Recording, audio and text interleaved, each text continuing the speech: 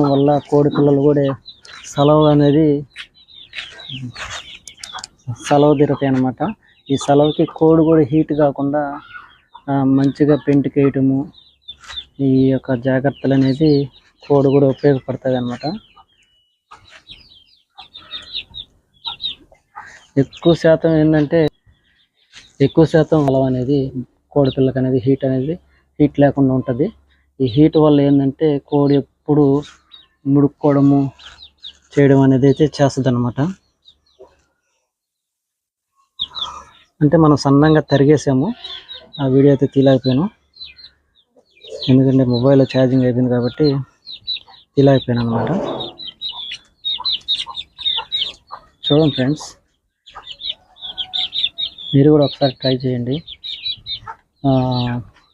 ఎందుకంటే నన్ను ఒక పర్సన్ అయితే అడిగారు అనమాట, బాడీ ఓవర్ హీట్ అయిపోయింది, కోళ్ళు చూస్తే ముడుక్కుంటున్నాయి, ఏం చేయాలనేది.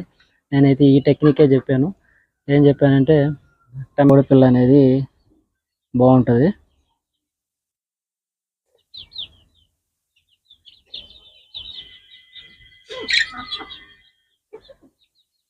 లేదు ఓవర్ హీట్ అయిపోయి కోడి పిల్ల ఖచ్చితంగా ముడుక్కుంటే మరుసనికి డోలా మాత్రలు కొద్దిగా వేసి,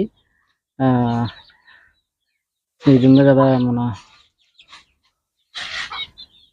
బీకాంప్లెక్స్ ట్యాబ్లెట్, అది కంపల్సరీ మాత్ర అయితే వేసేసింది.